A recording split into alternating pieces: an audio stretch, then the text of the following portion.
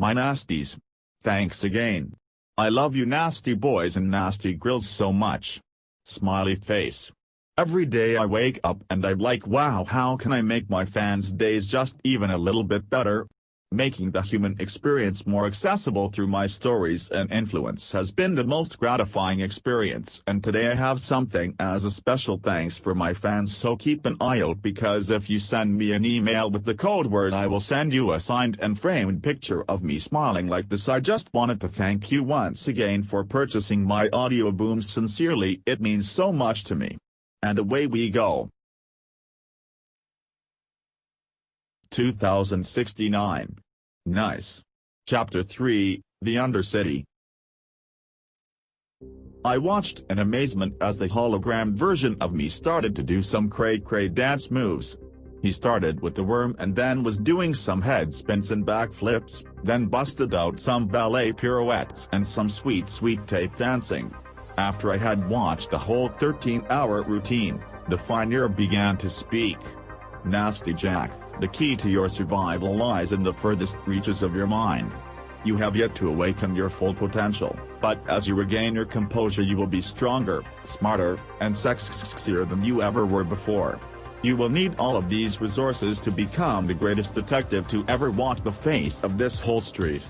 But until then, you must find your help.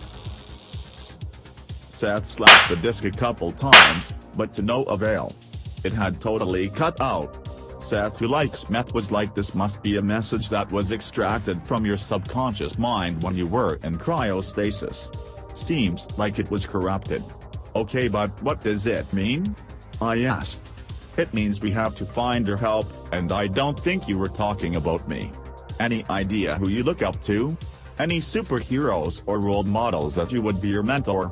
My mind's eye immediately conjured up an image of George Washington. I sighed. No. There's no way. He is long gone. Although there was another man, who I always wanted to grow up to be. Who was it? Asked Nutter Brank Jr. Well, it doesn't matter. He would be 92 years old if he were still alive, so I can't imagine that he would be of any help to us.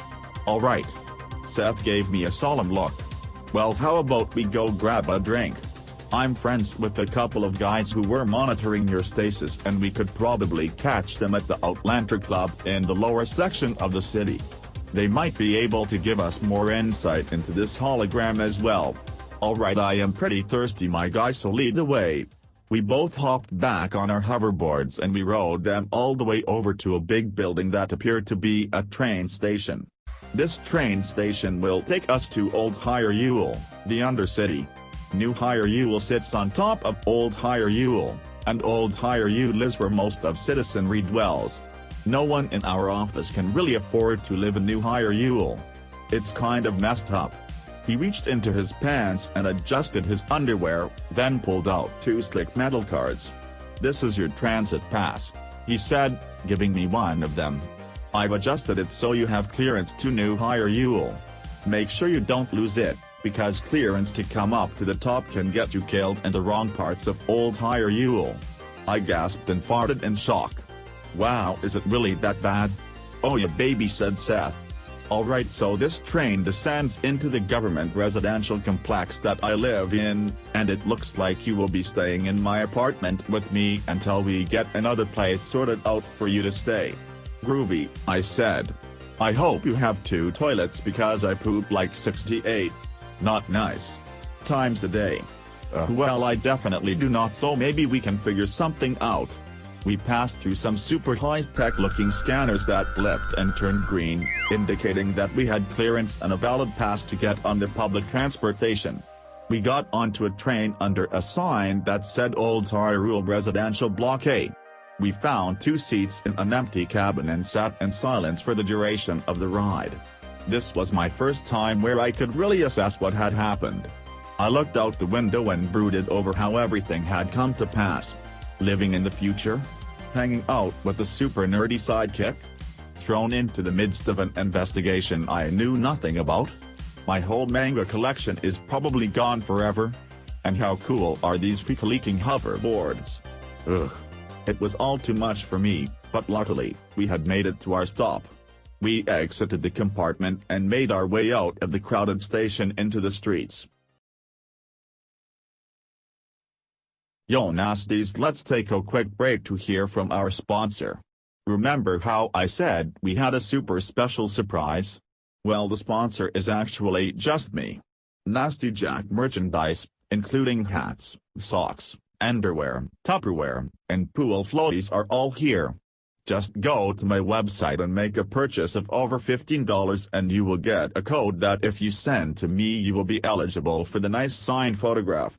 But yeah, check out my merch and please buy it because it is pretty nasty if you know what I mean. That brings us to today's tip. Did you know that if you slap your mama you will be grounded forever?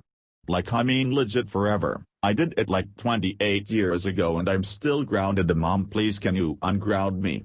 So yeah, today's tip is never slap your mommy because I can guarantee you that you will regret it. Please mom, I said I'm sorry. Ugh. Okay, but let's not dwell on this and let's get back to the show. Looking up, everything was artificially lit, and you could not see the sun or the sky. It was just buildings and machinery the whole way up, until it turned pitch black. I don't like this, I said, turning to Sethy boy. No one does, he replied, but it's pretty hard to make it out if this is where you are from. GRRR. I grimaced and followed him down the street. After a couple of twists and turns, we were in front of a grimy-looking bar that said Outlander Club in neon lights above the entrance. Seth pushed the door open and I followed him inside. It was decently busy, but Seth had no problems locating his friends. We made our way to the bar and Seth introduced me. The tallest one, a guy who looked to be about 5'6", introduced himself as Tony Clock. I was the one monitoring your frozen state. How are you feeling? Good, I guess, but maybe a little lonely. All my friends are probably dead. You know that's fair, he said. I looked around and said, you know, for a bunch of nerdy science guys and a straight-laced detective type dude, you guys sure come to scuzzy bars.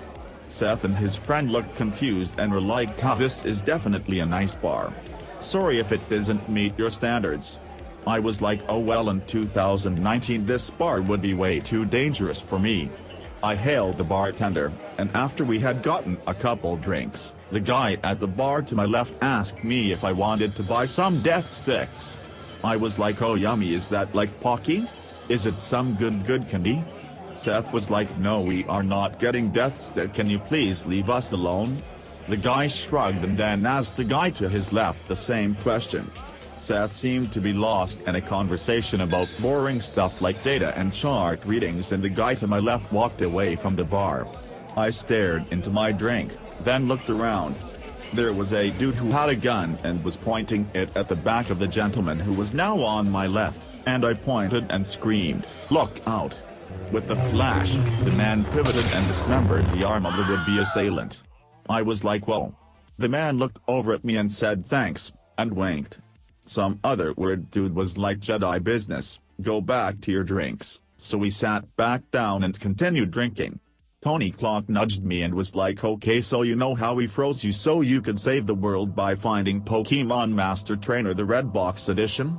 Well, one of our interns froze another man that could be an amazing resource. Just then a man walked out of the bathroom and walked towards us. And his name is John Cena. Huh? I can't see anyone. I blinked and there he was standing and smiling and flexing right in front of me. I gasped. It was the guy I always wanted to be. John Cena.